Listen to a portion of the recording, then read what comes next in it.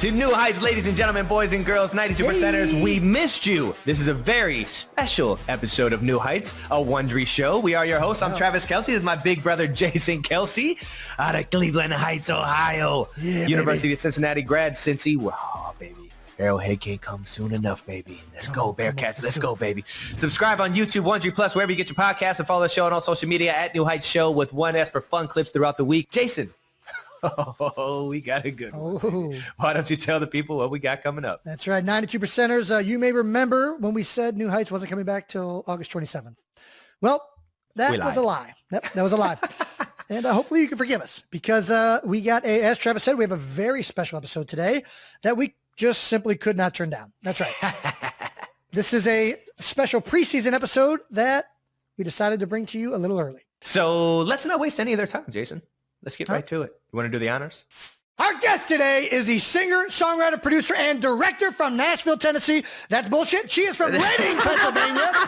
She is the most awarded artist in the history of the American Music Awards, Billboard Music Awards, and iHeart Radio Music Awards. Yeah, she has 14 Grammy Awards and is the only artist in the history to win Album of the Year 4 times. Last December, she wrapped up the Eras Tour, which spanned 149 shows across 51 cities, 5 continents, and was the most attended tour of all time. Of all time. I'm still going. Hold on for him. Her last album, The Torture Poets Department, set a record with 1.76 billion streams globally within the first week alone. All right. And as a fan of that guy on the Chiefs, she has 19 wins, 2 AFC titles, and a Super Bowl. 92%ers, are you ready for it? Making her podcasting debut, the most aggressive guest in the history of shows, Taylor Swift!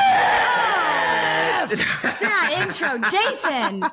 Oh my God. I've seen this before. No, look, his soul has left his body. Just breathe, creepy. Jason. No, that was so good. Thank you. I tried, Thank Tay. you for screaming for like 47 seconds for me. That was so nice.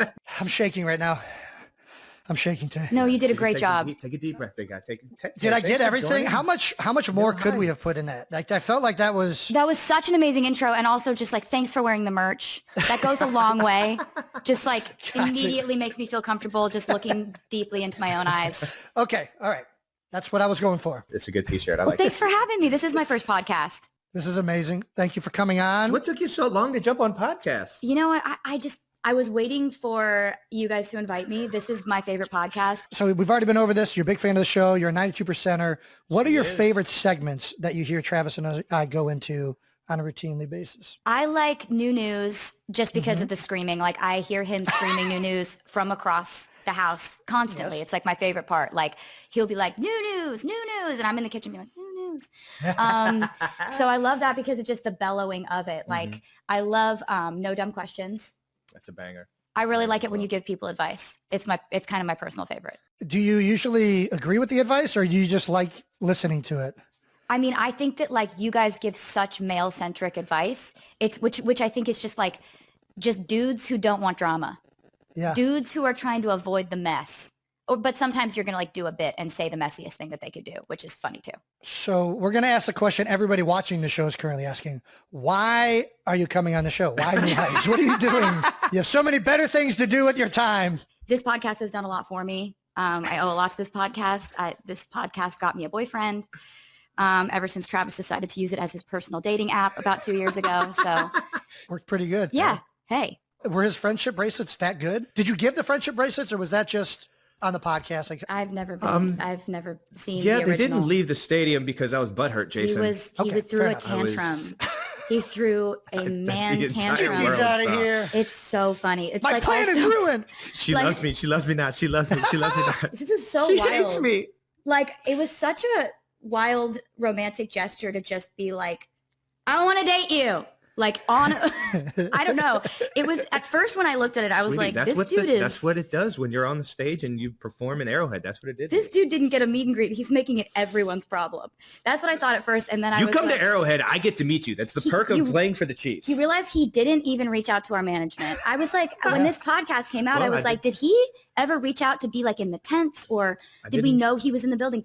He came with Pat and he thought that because he knows the elevator lady that Oh, he yeah, the could Ray talk coach, to yeah. her about just getting down Well, to that's my how it dressing works. room. You just go. And I got denied. That's how it works in 1973.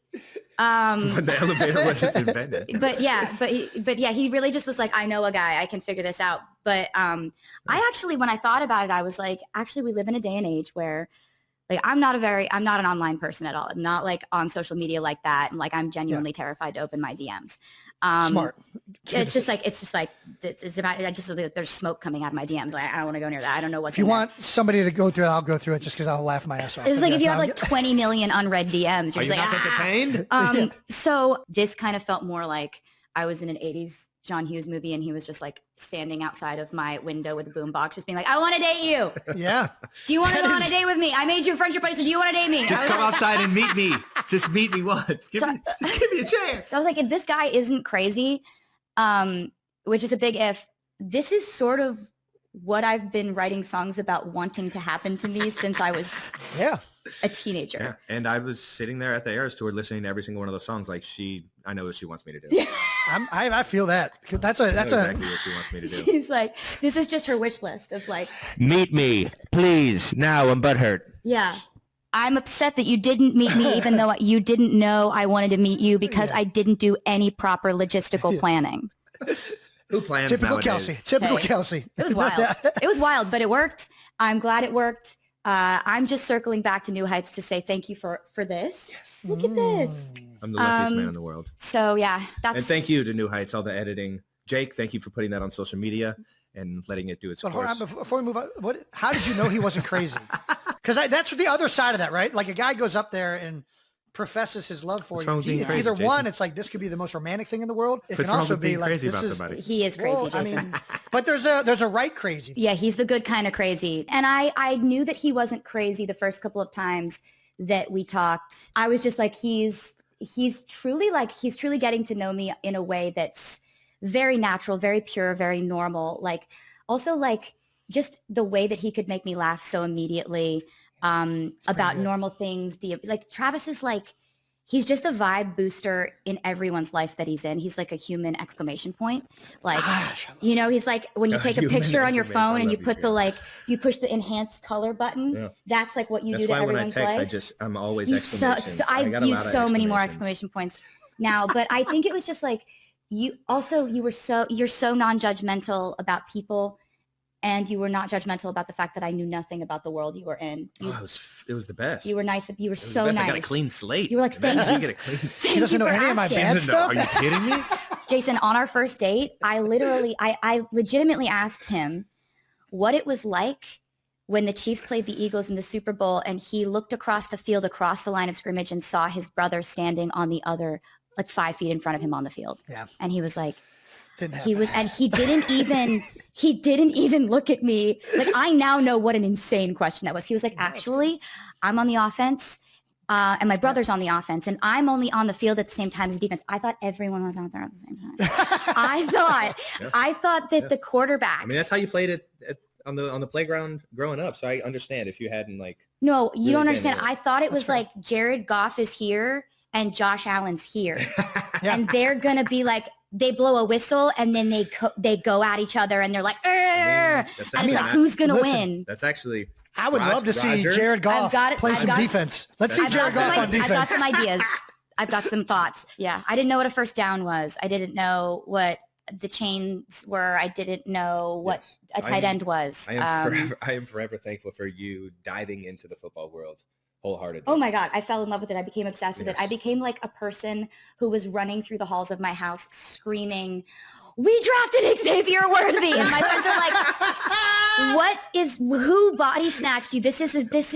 What do you mean we drafted Xavier Worthy? I forget where I was, but you were the first person to tell me that we drafted the fastest man in the draft. No, I was screeching. I couldn't believe it. I was freaking out. We're talking about like, I'm like, wait, is she right? I had to look this up. I'm like, she get the wrong information here, but yeah, we traded up. We're talking about cover 2, cover 4, cover 0, cover. We're talking. We're learning.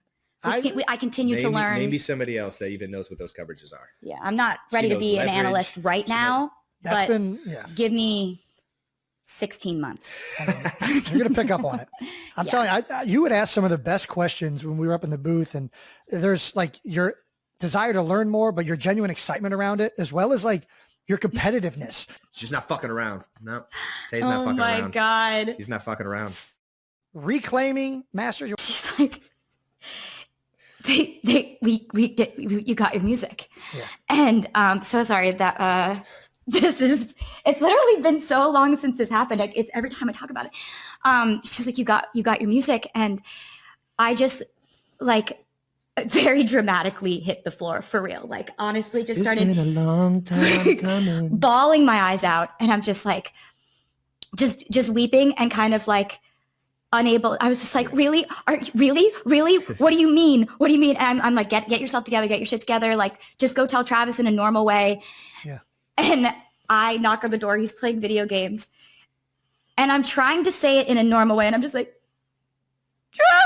I'm like, oh no, what just happened? And he puts his headset down. He's like, guys, gotta go. And I think he thought something was wrong. And you come up and I'm just like, I got all my music back. And then just start absolutely heaving, just dead crying. weight, just dead weight. One of my favorite things this summer was Taylor reclaiming her masters. Her recording of her first 6 albums finally became hers. Yep. And you haven't really talked about it. You made that beautiful post on all your social channels thanking everyone that made it happen and everything. But why don't you tell the 92%ers how it really felt? Oh, wow. So to catch anyone up who doesn't know about this saga, like, I signed a record deal when I was 15, and I always kind of refer to it as I got my music back this summer, but I never owned my music at all. So traditionally, a lot of record deals are set up in a way that artists don't own what's called their master recordings. Owning your master recordings means that you have complete control and power over distribution, licensing, and essentially the way your legacy is shaped. It's a huge thing. It's always been a huge thing for me. Like, since I was a teenager, I've been actively saving up money to buy my music back and to ever own it in the first place, because it's usually the label that owns it. But I've always wanted this to happen. So it's been sold. My music has been sold a few times.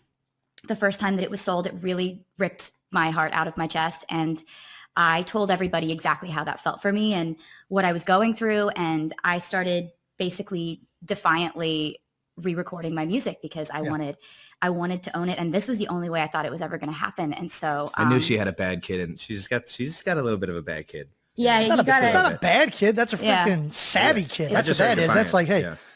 I've been told I've been defiant a lot of times. Well, you are life, defiant. so. You're very defiant. It's like I insubordinate, Travis. Insubordinate. Yeah, it's I think for me, that was the closest I ever thought I would get to owning my music. And so re-recording my music, it was so exciting to get to have that opportunity. But there was still, like, I thought about not owning my music every day. It was something that I never was. It's like an intrusive thought that I had every day. And so we do the Eras tour. After the Eras tour, I had a meeting with my team, and we decided this might be a good time to approach the current owners of it. The owners of it was a private equity firm called Shamrock Capital. I knew them to be above board people. They had been very friendly to us.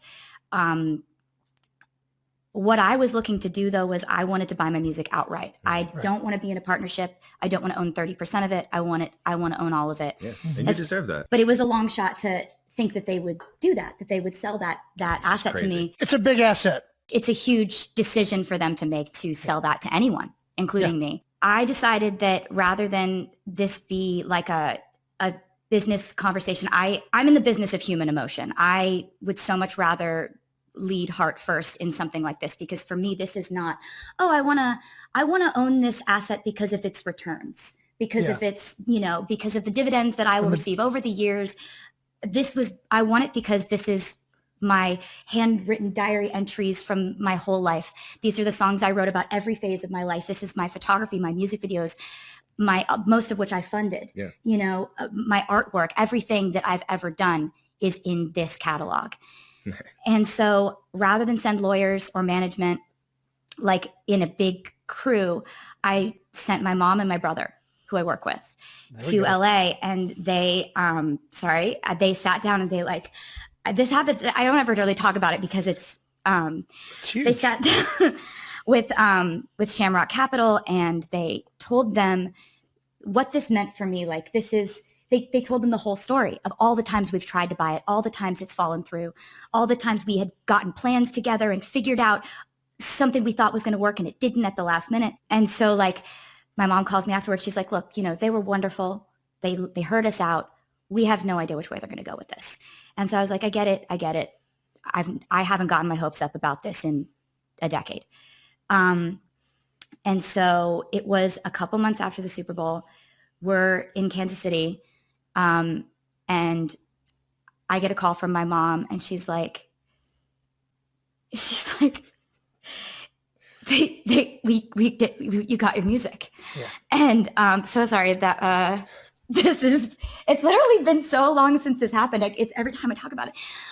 She was like, you got your music. And I just like very dramatically hit the floor for real. Like honestly just started been a long time coming. Bawling my eyes out. And I'm just like, just weeping and kind of like unable. I was just like, really? Really? What do you mean? And I'm like, get yourself together, get your shit together. Like, just go tell Travis in a normal way. Yeah. And I knock on the door. He's playing video games. And I'm trying to say it in a normal way. And I'm just like, Travis! Like, oh no, what just happened? And he's like, he puts his headset down. He's like, guys, gotta go. And I think he thought something was wrong. And you come up and I'm just like, I got all my music back. And then just start absolutely heaving, just dead crying. weight, losing all control. Had no power in my legs to support myself. And yeah, this changed my life. I can't believe it still. Every time I think about it, it's like, I have to tell the short version to everyone because it is still like this will affect the rest of my life. I think about this every day now, but instead of it being like an intrusive thought that hurts me, it's, I can't believe this happened. Like, how lucky am I? How grateful am I? I'm so grateful to like the artists that helped me with my re-records because when I did my re-records, I started doing those in 2021. Mm-hmm. And a lot of like most of the industry trades were like, this is a bad idea. This is her sort of derailing her career in a way. Nobody's interested in you doing the same album twice. Fans are not going to be engaged with this. This is not going to go well for her. Somebody knew though. And it was like, I still was able to like reach out to friends of mine, like Phoebe Bridgers, Keith Urban, Maren Morris, Chris Stapleton, Haley Williams from Paramore, Fall Out Boy, like all these absolutely incredible artists that like shape who I am as an artist. Yeah. And they like agreed to be a part of the re-records. And I like, one of the only people I told before this happened was like, I called Phoebe Bridgers and I was just like, and she's like, I think did you just say what I think you said? I was like, yeah. And so this has just been like, I'm so grateful for it. It's just unbelievable. And I was so happy you were there when that happened. I mean, because I could not stand. Yeah. I mean, I started crying too. I'm you were weeping. I was just so happy for you because I've seen how you make music. I've seen how you make these videos. I've seen the effort and the focus and the strategy behind what just one album in Torture Poets Department and in Fortnite. And I was blown away that you had been doing this your entire life. And for, your first 6 albums, you weren't given the rights to all of that. Mm-hmm. And I know what that looked like. And I know how much it burns you that you didn't have that and you didn't have your creation. Mm-hmm. And I think doing it the right way, creating the fan base that you did the right way, and leading your life in a direction that you were eventually going to get it back somehow, some way, because of you always doing things with the right intentions. All I remember is that she didn't want to meet me. But it's like you see you on the stage and you see how crazy you can get an entire stadium going, and then I get you in a room and it's like I've known you forever. It's like it was just the easiest conversation I ever had, and it was just so much fun that it just it knocked my socks off, from what they say. Knocked your socks off. Yeah. Thank you. I felt she the same blew me exact away, way and about you. I had never experienced something so mesmerizing on stage and then so real and so beautiful in person. Hey, that's should I leave? I'm just gonna leave. I think so. Honestly, at this point, I think everyone should leave. I've folded. What is it? I've What's the? He's actually done it. He's actually done it. Yeah, I've made a loaf. What is the fungus in this that's on this one? No, yeah. That's the sour, Jason. There's don't like, even. That's the sour. Okay. Why is there chest hair in it? How did you? Yeah. There's like chest. The apron's too low. There's like chest hair in his. There's cat hair in mine. It's just like both of these are completely inedible. Poor artists out there, but yeah. How does ownership of music even work? Like when you recorded these songs when you were 16, right? Is that like the singer you dumb it gets down to us 95%? Yeah. The singer gets a certain portion. The artist gets or the songwriter gets a certain portion, and then the publishing company gets a certain portion. Okay, so that's a great question, and there's two main categories that we're talking about here. Go ahead. So master recordings is the actual recording. Yes, it's the actual vocal, band, production, mixing, mastering, that actual thing. Yes. Mine also included my album artwork, my music videos, everything that went along with any era of music that I had done for my first 6 albums. Got it. Every era. So then there's another category, which is publishing. Yes. I own my publishing, which is why, I have control over, if my song is used in a film, I wanted them to use Taylor's version instead of the original version. I, the songwriter, can decide that. Got it. Okay. And so it's like, Noted. I've always been very lucky because my publishing was protected. A lot of artists have their publishing sold away from them, or they sell their publishing. And and a lot of artists, it may not be important to them. It was always important for me. The publishing aspect of it has always been something I've had firmly in place, which is great because my songwriting is the core of why I do this, why I love it so much, and what I think has made anything happen in my career at all. Greatest songwriter of all time. That's very nice of you to say that. It's like, says her boyfriend. Says a lot of people. Basically, then you have the master recordings side of things. Now, this is a discussion that was not really brought up amongst the artist communities, especially not with fans. This was all kind of industry centric and kind of boring contract stuff that like fans were not speaking about. Sure. And so one thing that I think is really great that has come about because of this is that I have so many new artists come up to me now and say, hey, I didn't even know this was a thing.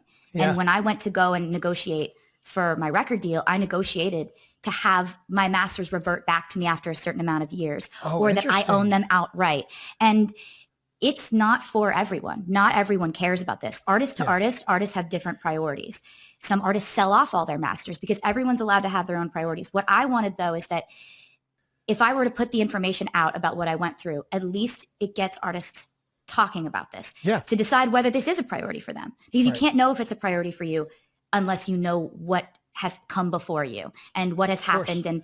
And so the master recordings thing, that's your actual ownership of your recordings. To put it in perspective, if I never would have been able to buy back my music, one day someone else would be leaving all of my music from my first 6 albums to their kids in their will. Right. Yeah. And you think about it like that. It's like, I thought of it, I made it, I recorded it, I paid for most of those music videos. I wanted an opportunity to buy that back. And that was important to me. You feel like they're yours. They should be yours. Yeah, exactly. Do you think it was easier for you to do, one, because just you talking about this, you're so aware of the business side of this and the legal you're more aware than I think probably most artists are. But being woman in the world, it's crazy. Being a songwriter, says her boyfriend, smartest woman in the world. You being the songwriter, being the singer, owning the publishing rights, being able to re-record songs, that gave you leverage and able to make this move, right? Yes. Yeah. Yes. So that was it. And also, in my contract, they didn't put a clause in that said I couldn't re-record because nobody was doing it and nobody thought that was a good idea. Right. So, and also who would be that stubborn? Who would be that petty? This badass kid over here. That they would record every single thing it's so badass, over and over again. What was your favorite one to revisit? Not just that. Hold on, though. But not just that. Who has a fan base that's going to listen to the same album twice in a row? It's a good point, Jason. It's a good point. Honestly, and this is where they missed it. You had if you make this a third diehard 1989, I'll community listen that to you had that already one too. built. That's the thing is the fans. You told a story with the second time you released this album, right? And the fans got behind that narrative, and they're like, "Screw the first album. We're rolling with the re-recorded album because we're supporting the artist." They were like, "We ride at dawn." Like, right. and it was amazing because they're the reason why the re-records worked out. Yeah. They're the reason I was able to purchase my music back because they came to the Eras tour. And basically they're the reason why any of this worked out. And I also want to note that like the other people who are like, we ride at dawn, my live band, they played on all the re-records. It's like, you want to know why they sound so perfect on the Eras tour. They played on all those records. Mm-hmm. Like they're session musicians too. And that's how good they are. And I'm so impressed just by their ability and their dexterity as musicians to be able to do that so convincingly, because there are actually there's the Taylor's versions one. I kind of prefer a lot of that stuff.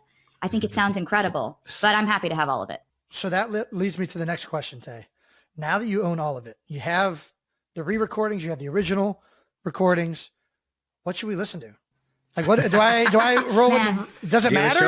You're just like whatever you guys want. Like, yeah, it's really whatever you guys want because I love both of them. I would not have put out the re-records if I didn't think that they held up or were better. I think a lot of the vocals I did on the re-records are better than the originals. Ooh. Okay. But it's like if you found a nostalgia in the originals and that was what you were listening to when you were 12 years old, bopping around in your bedroom, go crazy. Yeah. We got them all. I'm going to start doing comparisons. That's what I got to do. I just got to start doing comparisons. Yeah. You're going to listen to every beat. Yeah. You're certainly, it's not mandatory, Jason. I mean, it sounds like a good time. I'll say this. There's a few good playlists out there that have a mixture of them all. You've been streaming? Yes. Thank you. I've been streaming for about 2 years now. Oh, that's fantastic. Thank you so much. That's why we got that spike in the, that's in what the it was. 35-year-old male demographic. Right. Yes, that 1.7 billion, that was at least 1 billion of those, for sure. We have one IP address from one iPhone that continually is listening to this playlist. Did you have a favorite album that you re-recorded that, like, are there different eras that you liked recording more, re-recording? I really liked them all, but I don't know. What did it feel like to wrap it up? What does it feel like now? Like not touring and being on a jet every day, basically trying to go from country to country. Yeah. I mean, it's insane. It feels great, Jason, to be honest. I'm not going to lie to you. You don't miss it? I miss it. I do miss it, but it's like, it was perfect for what it was. Yes, do you know what I mean? Yeah, and it was a lot of physical therapy, and it was a lot of like being in a state of perpetual physical discomfort. Kind of like when you're in season. You know? Yeah, no. Yeah. I'm not getting hit by huge 300-pounders, but the heels. When I saw the recovery station in the hotel room after with the toe spacers. I got an acupuncture mat. I'm telling you, dude, the similarities were crazy. I'm like, oh my gosh. She does more than I do. We're like comparing physical therapy stories, like recovery stuff. But have you ever tried taping your ankles? We related on how much torture we put our bodies through. Yeah. I miss it because I miss the fans and I miss that connection. But at the same time, it was so special. It was like the most formative time of my life. I learned so much about how far I can push myself, and if I set a goal, making that a 3.5 hour show in the beginning of the tour, it's like, you can't like be sick one day and then decide tonight it's going to be 2.5 hours. Right. And it's really just like prioritizing the fans' experience before anything else. And my fellow with a broken heart. Yeah. Don't get me started. Dude. Don't you get me started.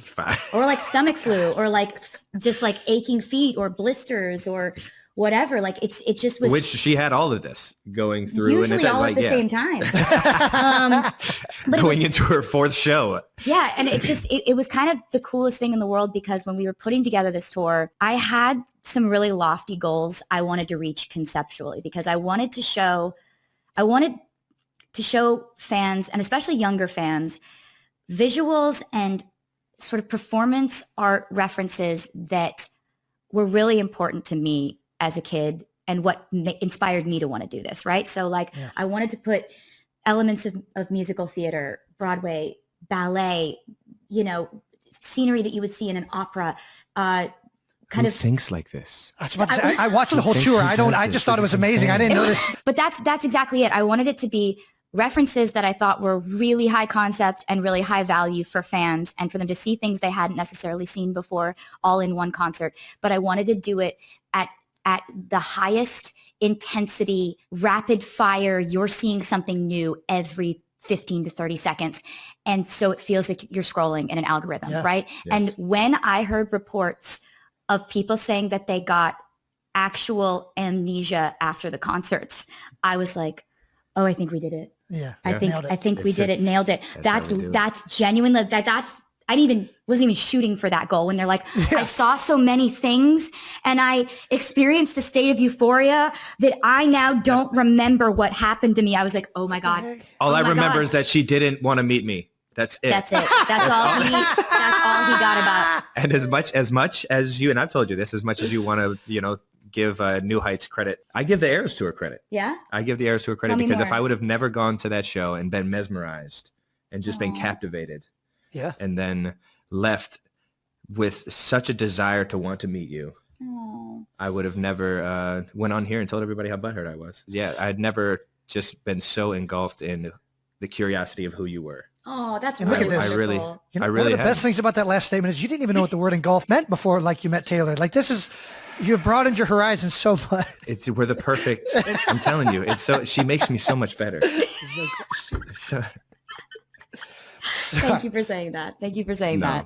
And then, but it's like you see you on the stage and you see how crazy you can get an entire stadium going. And then I get you in a room and it's like, I've known you forever. It's like, it was just the easiest conversation I ever had. And it was just so much fun that it just, it knocked my socks off, from what they say. Knocked your socks off. Yeah. Thank you. I felt the same blew me exact away. way And about you. I had never experienced something so mesmerizing on stage and then so real and so beautiful in person. Hey, that's should I leave? I'm just gonna I think so. Honestly, at this point, I think everyone should leave. I don't know where to go from here now. How many countries did you do the Eras Tour in? 47,000 countries, Jason. You just listed that in the beginning. Well, I said 51 cities, which I don't know if that's right. It was a lot of countries. What was really fun about all the countries that we went to is when we first started dating, he was like, I always wanted to go and really vacation in Europe and see Australia and, go to Asia. And I was like, well, I got a tour for that. It's coming up. Nice. You got room for a 6'5" guy to we can come figure it hang out. Like, no, the dimensions are wild, but we'll make some room. I think we'll have to leave some equipment trunks behind. Thank you for to accommodate the size, but absolutely we'd be happy to have you. And we got to travel the world and have vacations and adventures when I wasn't on stage, which was really fun because like Europe was so fun. Australia is amazing. Yeah. It was great. And that entire part of our lives, like I was on tour for so long and now I finally am not on tour. And it's kind of great because I'm getting my hobbies back. Like when I was on tour, all I had the bandwidth for was what's the acoustic mashup this week? How do I say welcome to the Eras Tour in Portuguese? That was the only thing taking up my brain space. And now it's been so fun to see what Taylor actually gets into around the house. It's like, I'd say all my hobbies could be categorized as like hobbies you could have had in the 1700s. Like I get on my granny shit. You enjoy doing all of these homey things. That's basically what you're saying? Yeah, I like to sew. Yep. I specialize, as you know, in children's purses and baby blankets. I make two things, and that's it. I know that very well. She's very good at these two things. I love to paint. I love to cook. I have a different baking obsession every 6 months. I am the luckiest man in the world. Right now, we're very deep in a sourdough obsession that has taken over my life. I am aware. Yeah. And I'm very deep in it now. You've got me deep in this. I'm lucky. I'm working as much as I am and running as much as I am because I'm getting the caloric intake. Yeah, he asked me to send him 2 loaves of sourdough at training camp. I'm like wrapping sourdough loaves in like saran wrap or whatever, like cling film. The sourdough's taken over my life in a huge way. I'm really talking about bread 60% of the time now. It's become a huge factor.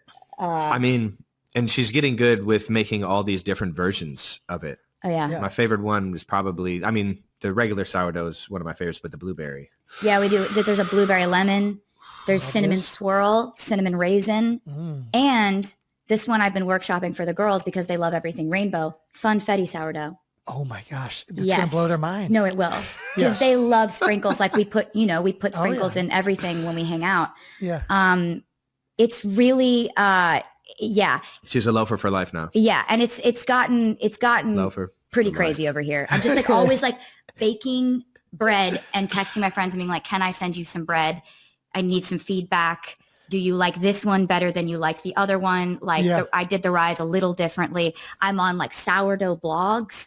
There's a whole community of us, and I didn't know it. Oh my gosh! This is the amount of people hoping that you're on their blog. Oh, I'm on your blog, girl. I'm on your blog.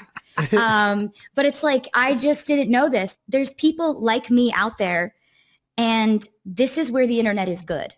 This is where the internet is a good place where you can curate a reality where like all I really use the internet for is sourdough and when Travis shows me videos of otters on his Instagram algorithm.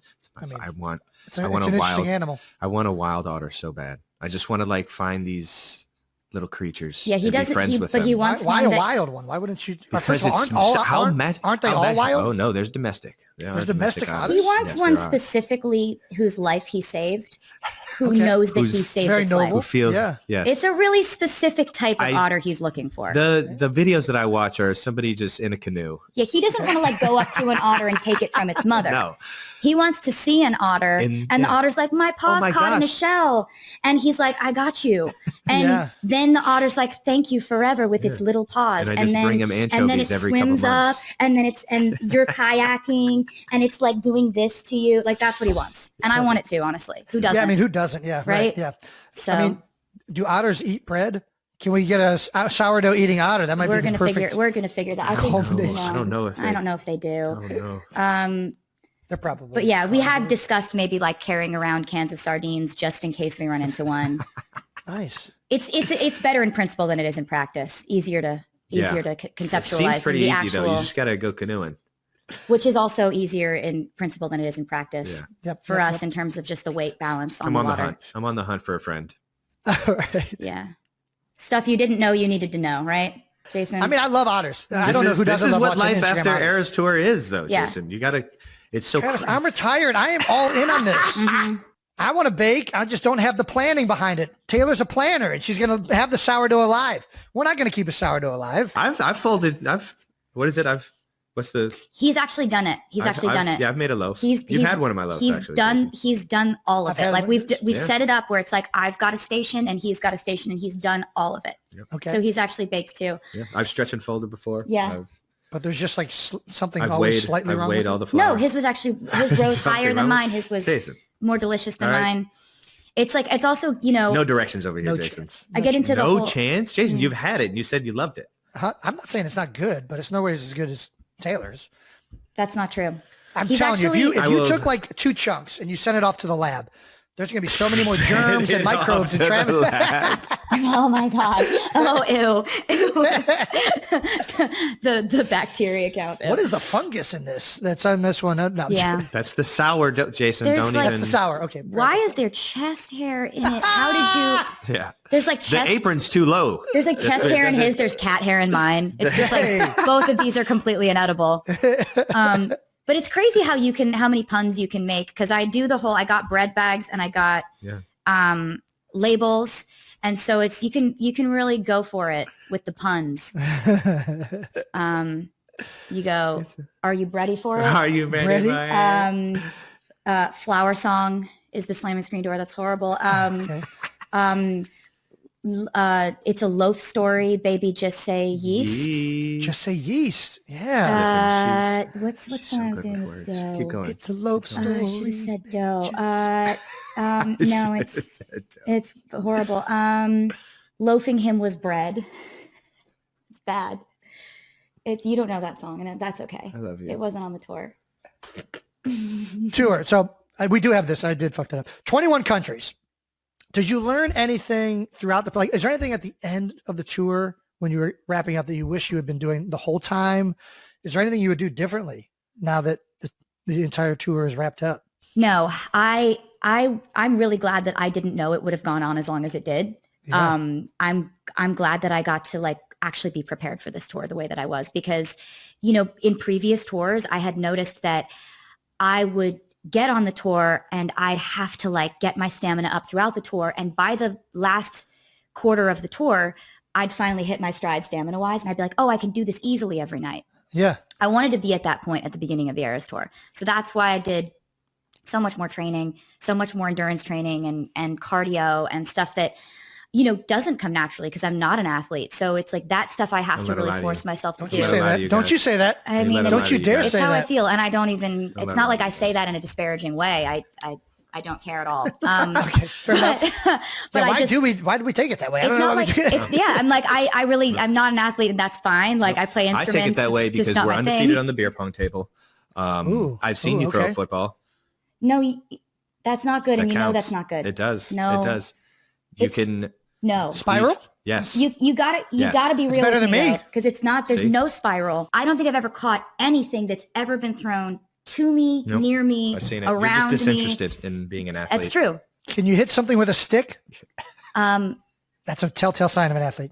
Good with a stick. No, I don't know, Jason. I've never tried that. So it's like, we got to try this out now. We're going out back here's after the thing, this. right?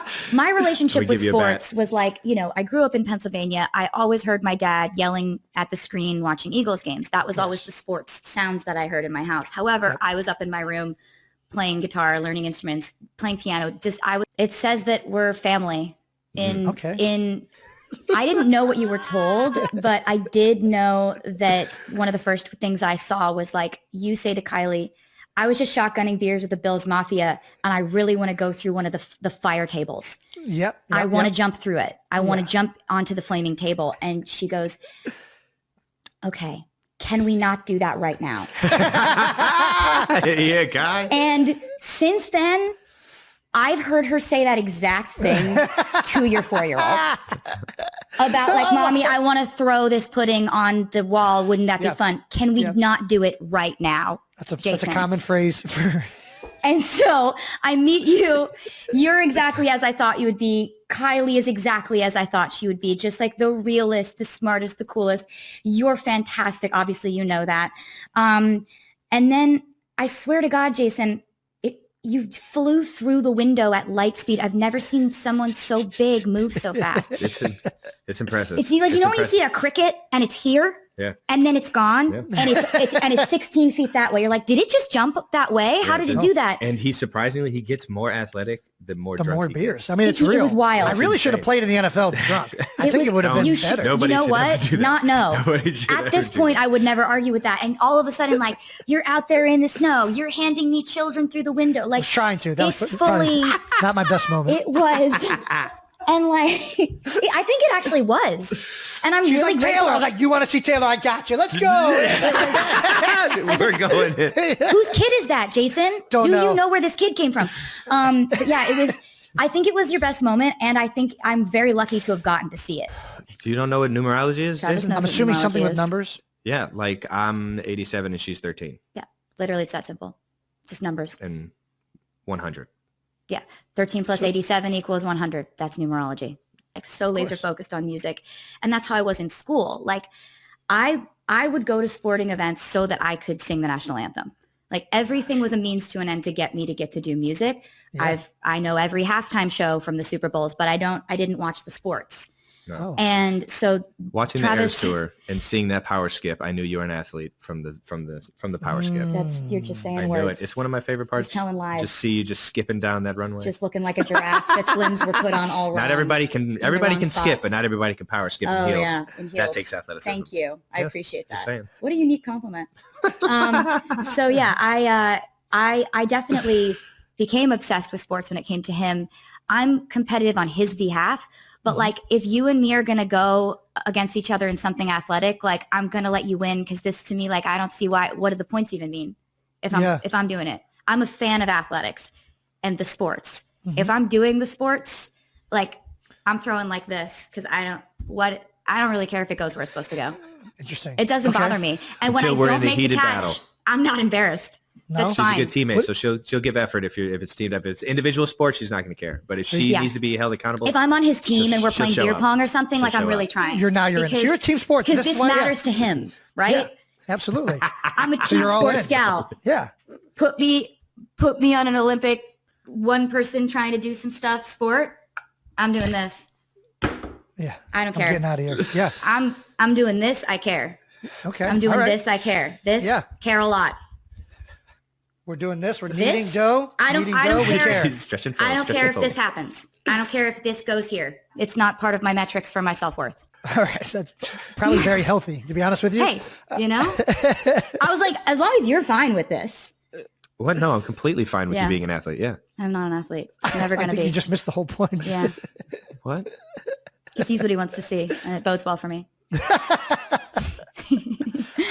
Do you have a favorite thing from the Eras Tour? I have a lot of favorite things from the Eras Tour. I would look out and I would see a lot of bonding happening between generations of people. Gosh, that's so true. It was really wonderful. It was like the most incredible feeling in the world because I can see all that. I've got LASIK. I have incredible vision.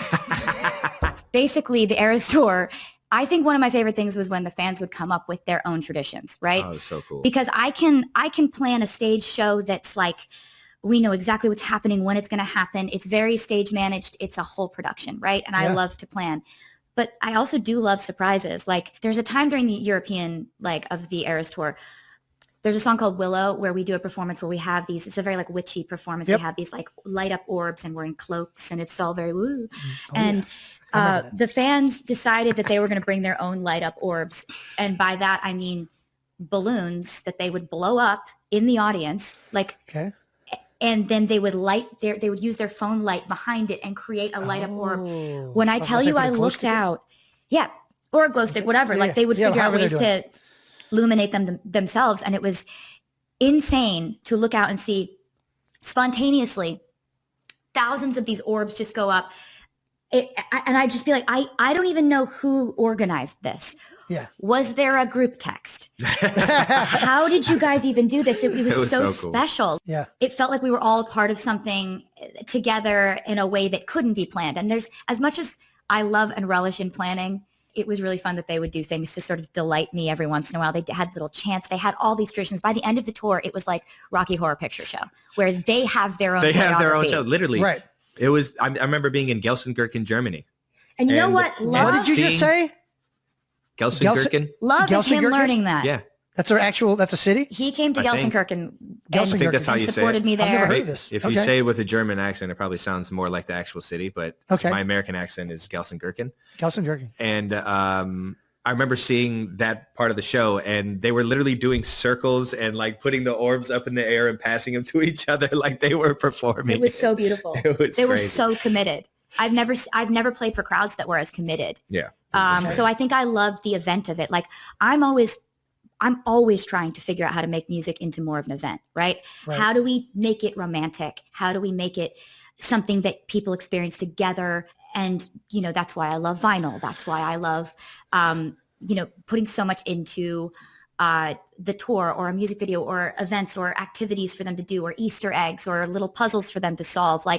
It's gotten to the point where it's just it's a little bit, people are like, the Easter eggs thing is getting a little Zodiac killer at this point. I'm like, as long as they like it, you know? How do you go about knowing how to do an Easter egg? I don't even know, where does that process start? Are you Well, I have some parameters. what is the art of the Easter egg? The art of the Easter egg is The that art of an there's do's and don'ts, right? I'm never going to plant an Easter egg that ties back to my personal life. It's always going to be towards music or a musical, something I'm coming up with, something I have coming up, a plan I have coming together, something that you don't know I'm saying for a specific reason that you'll hear later and you'll go back and be like, oh my God. I think my favorite one of those was I was given an honorary doctorate from NYU and I made the commencement speech and I put so many lyrical Easter eggs in that speech that when the Midnights album came out after that, the fans were like, the whole speech was an Easter egg. Yeah. And that's, for me, that's really fun because they find it fun. For sure. And also just, I love numerology. I love math stuff. I love dates. I love that stuff like I find really fun. And I want Easter eggs to be a certain thing where like, if you are a part of the fandom and you want to experience like music in a normal way, then you don't even see these.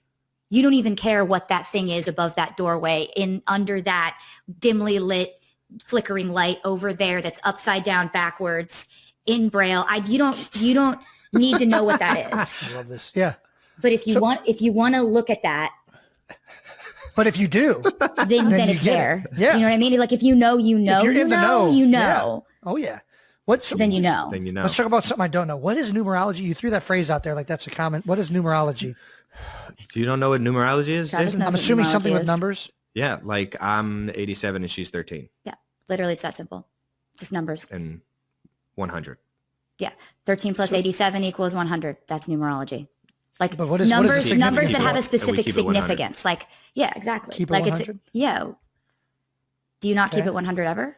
I'm trying to. I attempt to. It's crazy that you don't. What numbers do I have? You're just admitting that like that. Kylie, I don't know how to do this. It's okay. It's not for everyone. My favorite number is 13, though. It always has been. Travis. I know. Yeah. And that's part of the numerology of why we're dating. Okay. Part of it. Okay. It's been in my life, my whole life. Travis likes people that like the number 13. Yeah. Yes. I what love does them. liking the number 13 say about us, though? It says that we're family. In trichodectophilia, I think it is the what obsession with. No, man. With 13. It's every day, dude. This is every day. That's a real thing. You know what that means. This is every day. He knows what this means. Trichodectophilia. So that's the obsession with specifically number 13 or something. I'm sorry. Yeah, triskaidekaphobia is when you hate 13. Triskaidekaphilia is when you love it. Philia is love. Mm-hmm. I don't know why. I think it was like everybody else was afraid of number 13. So I'm like, yeah, that's I like phobia. 13. That's phobia. Okay. Yeah, you're just being contrarian, which I love. I love that about you. All right. Well, you're just like, you want to do this? I'm going to do this. That's exactly how I sound. Oh, Jason. Let's get Jason. All right. Favorite thing about the Eras Tour was, besides going to it and just being like this amazed at everything. I think I was on another podcast recently, just like all of the songs, everything you just talked about, where it changes so much, right? There's something new every 20, 30 seconds. It was incredible. The nonstop length of it. But I'm going to be remiss if I don't say one of the things that I loved is watching Travis Kelce get on the stage, the man in the tuxedo. It was so good. It was so special. That was like, we were like, that came out because we thought we were doing a bit. Like we both thought we were just joking. Because a lot of what we're saying is like inside of a bit and we're laughing the whole time. And every once in a while, one of us would be like, are you serious? Like I could be.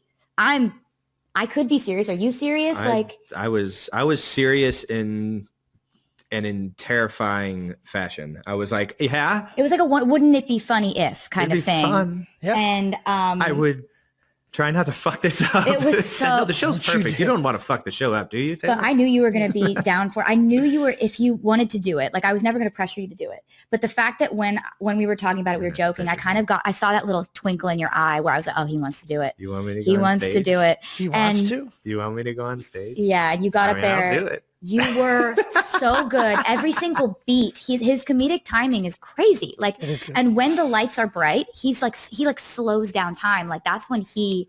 Well, no, I just black thrives. out and hope that it ends out like perfect. That's you said. You and I are saying the same thing. I did. I honestly, yeah. Yeah. Like, I rose from that stage, and I saw how many people are looking at you, and I was just like.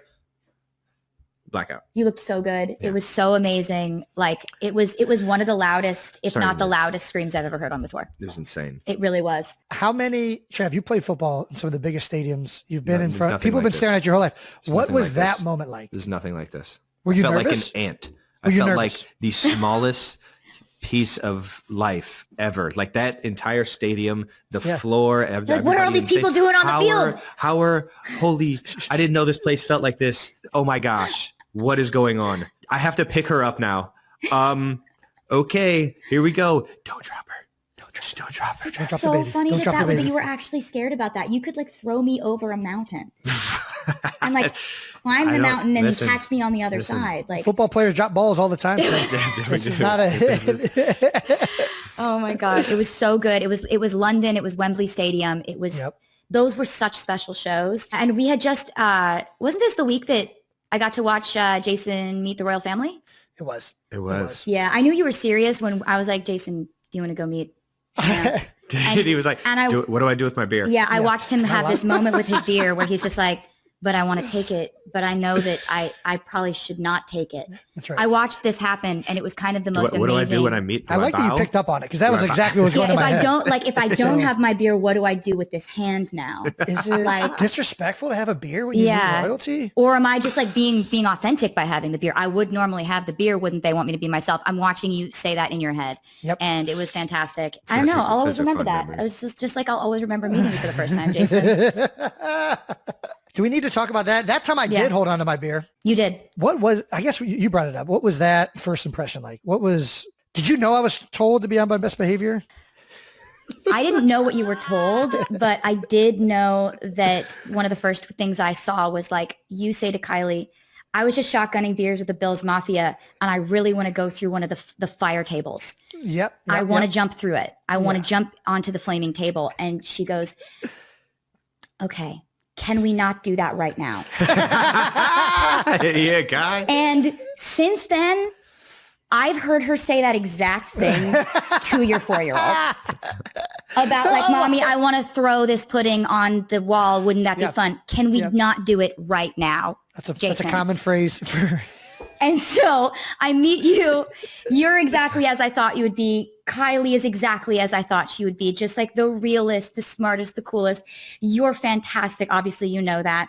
And then I swear to God, Jason, you flew through the window at light speed. I've never seen someone so big move so fast. It's impressive. It's like, when you see a cricket and it's here? Yeah. And then it's gone, and it's 16 feet that way. You're like, did it just jump up that way? How did it do that? And he gets more athletic the more beers. I mean, it's real. It was wild. I really should have played in the NFL drunk. I think it would have been better. You know what? At this point, I would never argue with that. And all of a sudden, like, you're out there in the snow. You're handing me children through the window. Like, I was trying to. That was fully not my best moment. It was. And like, I think it actually was. And I'm She's really like, Taylor. I was like, you want to see Taylor? I got you. Let's go. We're going in. Whose kid is that, Jason? Do you know where this kid came from? But yeah, I think it was your best moment. And I think I'm very lucky to have gotten to see it. I love this like new world that Travis has shown me because it's so fun. It's so exciting. There's so much pressure on these players that I kind of was like, I've only ever been in music and been like, seeing that, but the pressure on sports is just such a different type that I have such a respect for everyone. Like everyone I meet on his team, like everyone I see doing this, I'm just like, you've been focused on this since you were a kid and it shows. Well, and I'm sure there's a lot of relatability there. Anybody trying to be the best at what they do and dedicating their lives to it. I mean, yeah. And I've been so lucky because I never have gotten to see what the suite looks like when I play the game. Because they didn't have a camera I never get to see my friends and family. So now whenever I make a play, I get to see what it actually looks like, how much fun they're having, what, the type of support that I get and how crazy it gets. So the Vegas Super Bowl, there was a camera on the suite, and when Nicole scored that touchdown, and to see everybody in that suite start jumping on each other. People are body slamming each other into other rooms. It was so violent. It's giving me the chills right now. Everybody. I'm the luckiest guy in the world. That video. To get everybody going crazy. People went down. Like there were people punching each other. It was like absolute chaos. And like I have every memory of that. Like every memory of that moment is intact, but it's just like screaming and thrashing around and trying not to be taken down by this undertow of your friends going absolutely apeshit. I loved every bit of it. Oh, it was so insane. I mean, the suite that is the Travis Kelce suite that has been happening. What was your first impression of that, of everybody in there? Who's the MVP of the suite? Who's the MVP of the suite? Okay, so he's got which is an incredible, like a huge green flag, is that Travis has had the same friends since he's probably 4 years old. Yes. Literally. And he's incredibly good at maintaining friendships, and he's so loyal, and his friends are equally loyal. And they're just the funniest, most hilarious group of people. Yeah. And you want to talk about green flags. The first game she went to, the Bears game, she literally went through the front door of the stadium. Yeah, we walked right in. Just right in, like general admission? Through general admission, with everybody on the bus to the game. Oh my gosh. And I was just like, oh, she's just in it. Yeah. She's down. She's down for the ride. She's here for the fun. She's like, I'll fucking go. I'll go through the mud. I'll be a part of Chiefs Kingdom. Like, if this is where we walk in, this is where we walk in. I don't know what to tell you. I don't have an alternative. I'm like, we just played here 3 months ago. Yeah. And we went a different way, but I'm not going to say that. I'm not going to backseat drive this shit. What was that like? What were people doing? I remember using, like, Ross was like, Ross is so tall and so broad that it's like that helps a lot. And then just, you have a lot of other just like big bulky dudes that you're friends with. Yeah. Yep. Green flag, not threatened by other guys. That's right. At all. I was walking in I had a hat on and I had a mask on, and I'm walking in just in the front. We're walking in with thousands of people in Arrowhead, and nobody noticed. Oh my gosh. There were rumors that we had been seeing each other, but I think people were like, remember that. Yeah. What would they talk about? Yeah. Right. Yeah. I hinted on the Pat McAfee show that I was going to see if you would be willing to come see me rock the stage at Arrowhead. Yeah. Since I've seen you make the stadium. But nobody was like, oh yeah, we're definitely gonna see her there, and we're gonna see her coming in through general admission. No way this guy landed her. No chance. Hey. No chance that whole podcast thing worked. I didn't believe it when you told me. You manifested it. I did, yes. You summoned me. Here I am. Andy Reid has recently revealed that he was the one who set you guys up. How true is this revelation by Big Red? Whatever Andy Reid says, we're going to stand by. We're not going to refute anything. He says it. Cupid, that's what happened. Big Red. It's all the same. That's what happened. He's been friends with my dad. My dad is the most social man who's ever been born. Shout out to Scott. I was about to say, who's not friends with Scott? He's just a maniac. He will make a friend in an airport in 1971, have a 5-minute conversation, and still be talking to that dude twice a week now. But he's like that with everyone he meets. Like he's able to have very many, very meaningful relationships. And it's a skill. It's a talent. Yeah. It is a mind-boggling talent that I've only known him to have. Yeah. He's a savant. It is impressive. He's a savant. Social savant, my dad. And so he knows Andy, and Andy's been coming to shows for years and stuff like that. So I've always had like a really positive vibe about Andy Reid. Yeah. I didn't really know what the sports were that he was doing. But I knew that was my dad's friend, Andy Reid. You knew he was really good. I now know he is literally the most iconic, legendary coach of all time. Yeah, and like from the way that you talk about him, his leadership style is I respect it so much. Right. Because I feel like it's done without like aggression or raising your voice or losing your composure. It's all very composed and focused. Can happen. He will rip you apart for sure. But not in you got to be really like not running the plays he's calling them. Yeah, but that's the thing. It's like, but it's not done. It's not overdone, right? Like if you get it from him, you deserve it, and you're going to shape up. Exactly. That's what I heard from you. And there's validity to it. There's such a genuine like want to get better that him getting you to like do it the right way is it's like a disciplinary thing. It's just like he wouldn't be doing it unless he saw the greatness in you or he saw your ability to get it right, and he wouldn't be doing it this way if it was any other way, if that makes sense. It does. There's a lot of heart. Yeah, there's a stoicism too, which makes the heart when he shows it to you, and I think this is what you're kind of saying, Taylor. He's so like composed and so like locked in, and then all of a sudden when he does show that little bit of like warmth, it's like, oh, there's that teddy bear. I see him. Yeah, he's funny. He's cheeky. Yeah, and then but it's like everything has a reason. Like everything is very like intentional. He's like, I feel like he like coaches and lives in a very intentional way, which I think is really awesome. And it's just like a great leadership style. Yeah, there's a layer of trust and there's a layer of like discipline where you're gonna have some fun playing for him, but you're gonna know when you got to flip that switch to be serious and be on point and do it his way. He says it all the time. He's got 51%. I was like, all right. Whatever you say, boss. I always feel like when you lose your shit, you lose your leadership, Yeah, for sure. It's just kind of something I've always kind of tried to administer in what I'm doing. But he's a huge role model for that, of how he motivates people and how he does so without flying off the handle, and is just very focused on what the right thing is at the right moment. Yes. You know? New. Yay! She's a natural. She's a natural. It was as fun as I thought it was going to be. Oh, it was everything. It was everything and more. We did talk about Easter eggs earlier. Yeah. And at the very last Eras tour, you didn't take the lift. You did Yes. not. You went upstage and exited through an orange door. Why did you change the ending?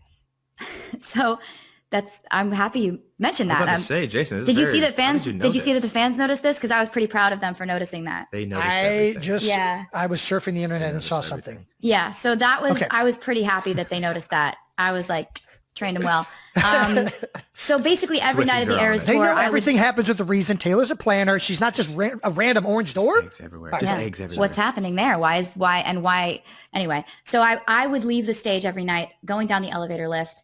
That's how every single Eras show ended except for the last one, where I exited through a door, an orange door to be specific. And Orange. that actually was an Easter egg. Basically, the reason why I chose to exit that way is because I kind of wanted to give a little subliminal hint to the fans that I may be leaving the Eras Tour era, but I was also entering A new era. a new Orange. era. So I wanted to show you something. Okay. What do we got? We got, A briefcase. yep, Mint green with TS Yep. on it. yep. What's in it? This is my brand new album.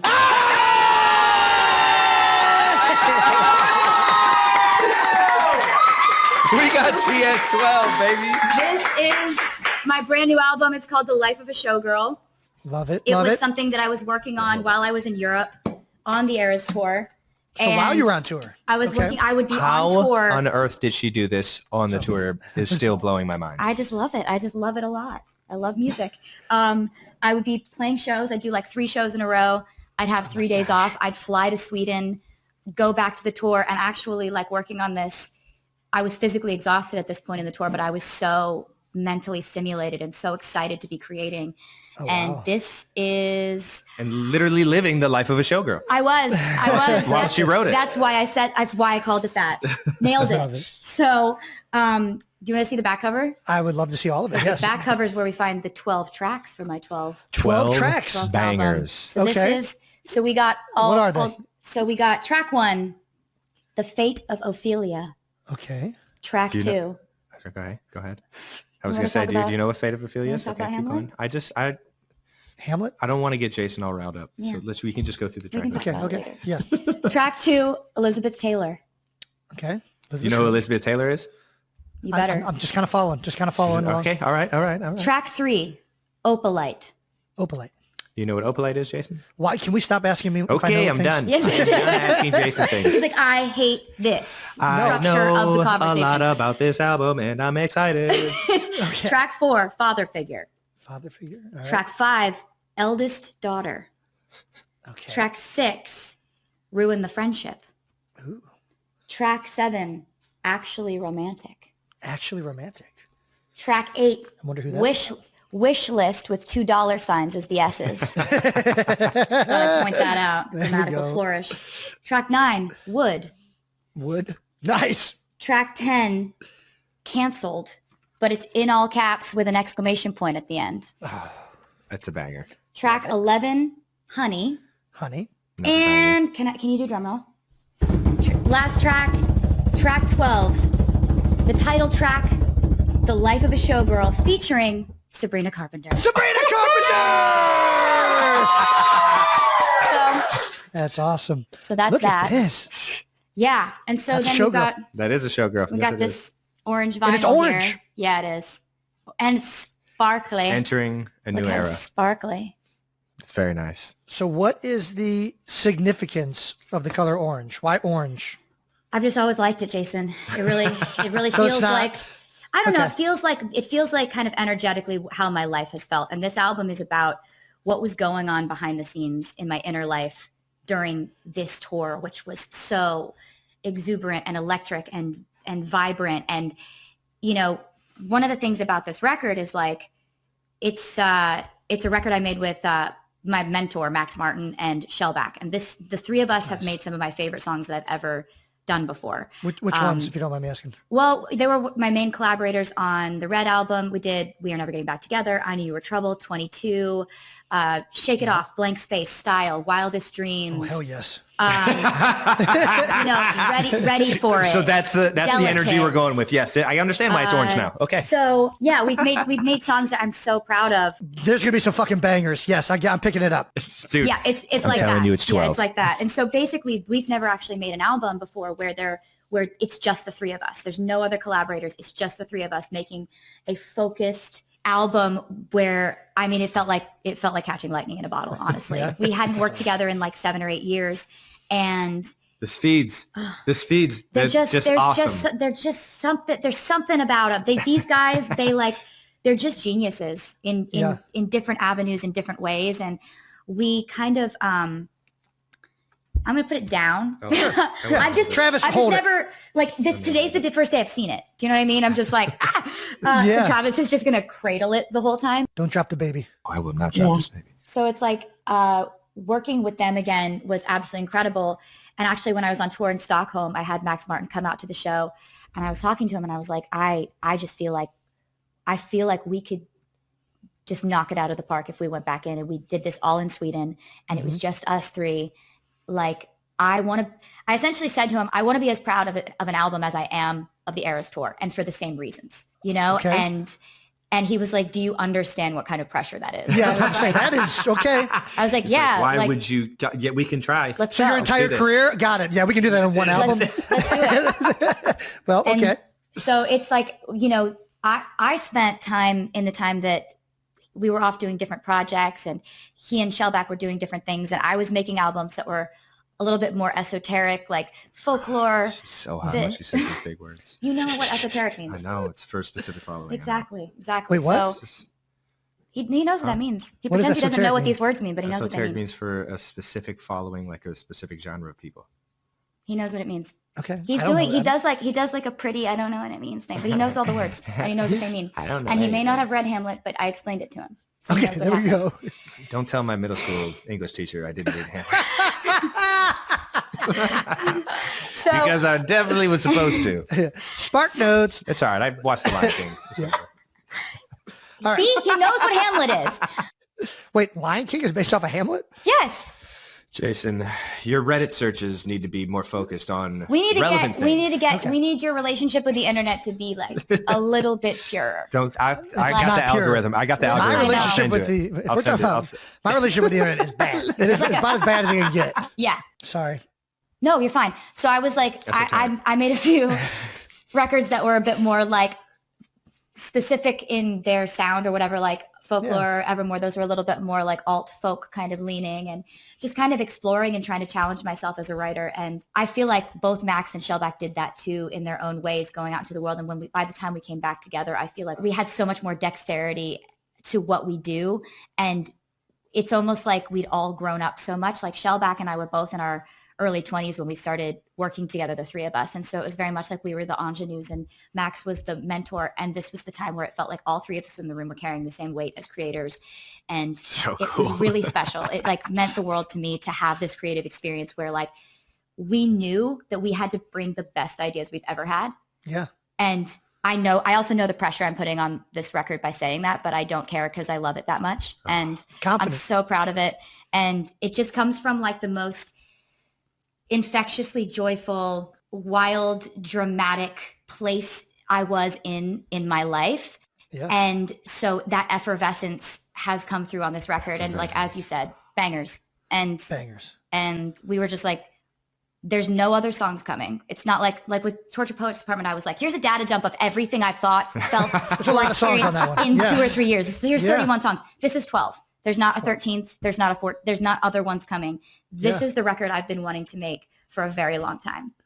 I love it. I love this so much. Where do we start? I don't know where to start. You gave us a lot of information right there. I know. We didn't tell Jason that we were doing this. No, I just Jason said like, can I go on the podcast? Because Brad Pitt did it and I want to do it too. And Jason was like, yes, I mean, we can make that happen. That seems like a valid reason. The request or the ask from either one of us was never going to come. I don't know why I would never ask you. I don't know. Yeah, Brandon still hates me. because I never asked you, but I think this is way better. We waited till I had some stuff to say, I think. There we go. You know, I was waiting till I had like a sparkly briefcase to bring. I needed props. It took a long time to put that into production. So, well, it is finished. And do you want to tell everybody when it's coming out? It comes out October 3rd. October 3rd. This album comes out October 3rd. It's easy to remember. It's 10-3. 10-3. Still annoying. It is also your birthday week. We got Wyatt October 2nd. We got you October 5th. And then we got Mom October 9th. So this is a good month. Yeah, I picked a good month. It's going to be a good week. You know, all these Libras 10-3, 13. The opal birthstones. I'm picking up this numerology. There we go. There we go. Yep. See, I knew you'd. Never not annoying. Always going to coachable. Always going to try to force a 13 into the situation. And this one was right there. It was just right there. For the photos, there are a lot more photos in this, and there's a poem in this, and basically I love the photography so much that I don't want to show it right now because I want to keep some mystery going. Because that's, you know, just fun to have things to still discover. Yeah. But the photos are done by Mert and Marcus, who are two of my favorite photographers. The last time and the only time I worked with them for an album cover shoot was with Reputation, with that album. And I loved what they did with those photos. So I called them up for this one. And I'm so happy with the way that the photos came out for this one. And it just basically was like, I was so proud of the music and so excited about this project from a creative standpoint that I was just like, all hands on deck. We're going all out. This is a full send. Like, I care about this record more than I can even overstate. Mm-hmm. It's so much fun. And I mean, I understand what she's saying. I've been fortunate enough to hear every single song on here, so I know they're all 12 bangers. Yeah. It's a lot more upbeat, and it's a lot more like fun pop, like excitement. And I think that's a completely I think it's a complete 180 from a lot of the songs on Torture Poets for sure. Oh yeah. And it's just, life is more upbeat. Well, that's what I was about to say. It probably, do you find that your albums mimic everything that's happening in your personal life? Yeah, definitely. Your genres that you've done are like so wide spanning between like country, pop, and then like it can get, I don't even know, Torture Poets. It was like so cathartic. It felt like for you probably to write those songs and to release all that. Definitely. And it was like, I have different goals with different albums. Mm-hmm. And Torture Poets Department, my goals were strictly lyrical. Like, I felt love like every song was a poem. Oh, and I love that album so much from that perspective. That was strictly what I was trying to accomplish there, was just really a full catharsis. And I loved to embrace the mess of writing from that perspective, of the rawness of that. This, I have a totally different set of goals. Yeah. I always try to do something completely different if that's what I'm feeling at the moment. And I was feeling a complete pivot at this point in time. And I wanted the album to feel the way my life felt. And this completely matches the way that my life has felt. And I also wanted it to be just every single song is on this album for hundreds of reasons, you know, and you couldn't take one out and it be the same album. You couldn't add one and it's just right. And that focus and that kind of discipline with creating an album and keeping the bar really high is something I've been wanting to do for a very long time. I tend to love to write lots and lots of music. So it's a temptation to release lots of music. Sure. I wanted to do an album that was so focused on quality and on the theme and everything fitting together like a perfect puzzle that these 12 songs for my 12th album, I feel like we achieved that. And I'm really happy about that. So you mentioned a couple of things there. First, what is the theme of the album, if you would describe it as one like theme, if that's possible? I would say it's everything that was going on behind the curtain. Okay. And then what are the goals? You said something like what would be like your main goals with this album? My main goals were melodies that were so infectious that you're almost angry at it. And lyrics that are just as vivid, but crisp and focused and completely intentional. Check. So it's like, I feel like we actually came together in a really beautiful way, the three of us, Shellback, Max, and I, where we had a conversation about how Max was like, I loved folklore. I loved the storytelling on folklore. I don't want that to change. Like, just because we're making these infectious anthems. Like, I don't want you to leave that behind. And I was like, I don't think I couldn't if I tried. So at this point, I got some stuff to say. I'm married to that kind of writing, And so it was really amazing that we were able to, without doing too much overthinking, we were able to get in there, and it was just ideas flying. And all of these ideas were like, we've been waiting years to come back together and make this project. It felt really nice. You are going to move. You are. This album is going to make you dance. October 3rd? Do I have to wait till October 3rd? Yes, you do, Jason. God damn it! This is unfair. We don't trust you at all. Yeah, I mean, honestly, smart. I completely get it. The artwork. How do you settle on a front piece of like artwork for an album? This represents the end of my night. Okay. Right. So like when I'm on tour, I have the same day every single day. It's another reason why we have a very similar life. His game days are the same days every day. His practice days are the same every day. His meetings, his schedule, my show days are the same every single day. I just happen to be in a different city. Yeah. And my day ends with me in a bathtub, not usually in a bedazzled dress. Sure. Well, it's got to be, it's on the front of an album. We try to keep it decent, Yeah. I wanted to sort of like glamorize all the different aspects of how that tour felt. And that's how that felt, to like be at the end of the night when all this has gone down. You won't be able to get to bed till 4 a.m. after this, but you had to jump through 50 million hoops in this obstacle course that is your show. And you did it. You got 2 more in a row, but you did it tonight. That's all that matters. And the reason I wanted to have it sort of like an offstage moment as the main album cover is because this album isn't really about what happened to me on stage. It's about what I was going through off stage.